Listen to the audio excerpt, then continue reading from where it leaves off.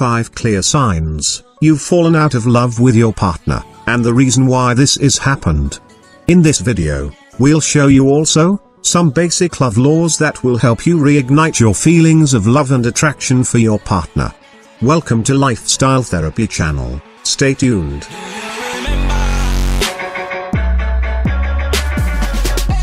Five signs you're falling out of love with your partner.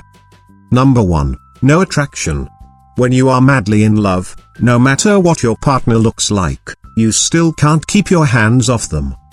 But when you may no longer be feeling the love, you also don't feel attracted. You find excuses to not touch each other anymore. When you start cringing at the thought of being intimate with your loved one, all signs point to the love being gone. Number 2. Feeling invisible. After long periods of time, couples begin to take each other for granted. There is a feeling of merely existing in the relationship. Making love becomes the thing of the past. You stop touching and complimenting each other. You stop looking at one another.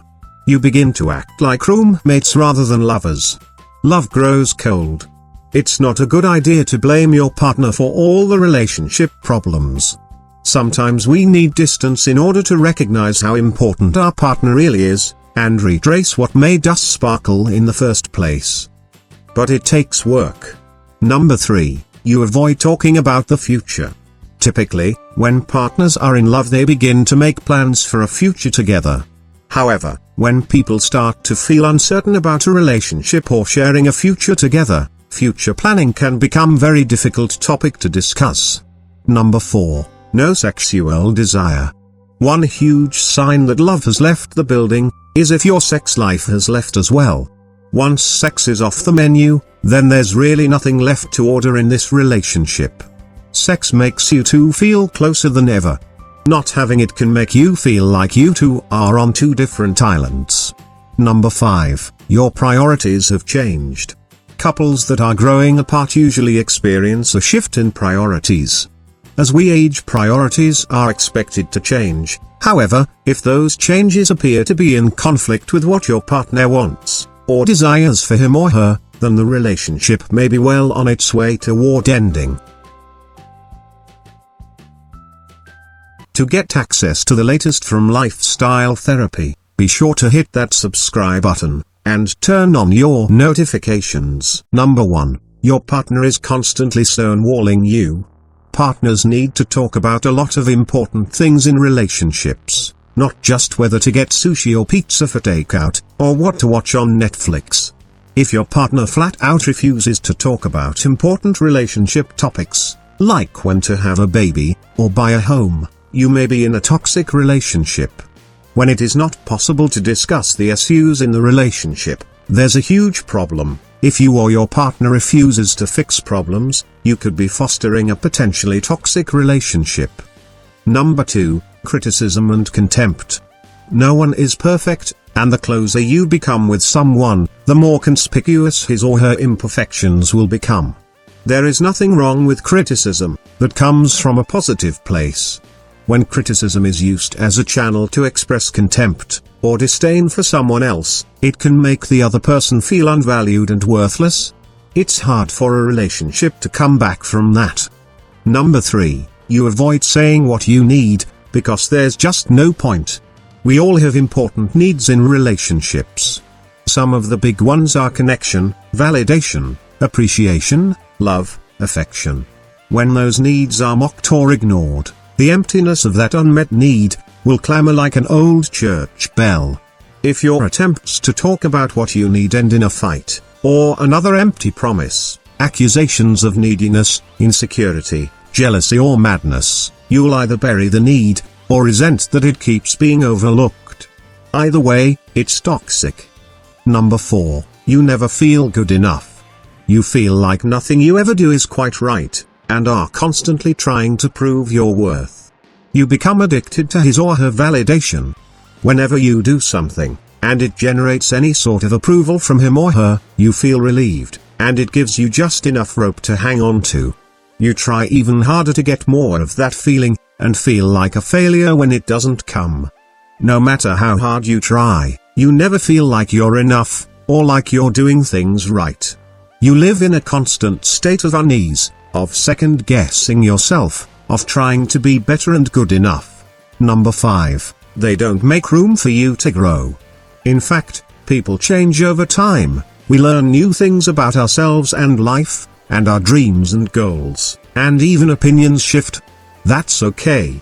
And it's important to be with someone who's both willing to accept those changes and grow too. In a toxic relationship, your partner will try to hold you back, and hold your personal growth against you. Don't let him or her leave and grow on instead. Toxic relationships are ones in which a partner feels threatened, or insecure about your hobbies and interests. Number 6, you constantly keeping score. Relationships shouldn't feel like a game of basketball, where each person is keeping track of how many times they've done something good or even something bad.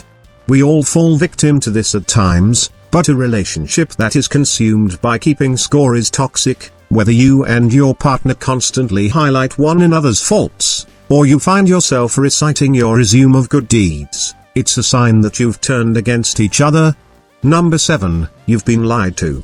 Little white lies aren't always a bad thing, especially when they're told to protect someone you care about.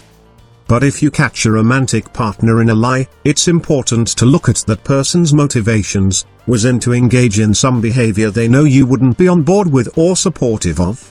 That would be a really scary place to be, because it's a strategy they might continue to use, no matter what the reason. Make it clear that dishonesty won't be tolerated in your relationship, especially if you've noticed a pattern that's likely to keep repeating.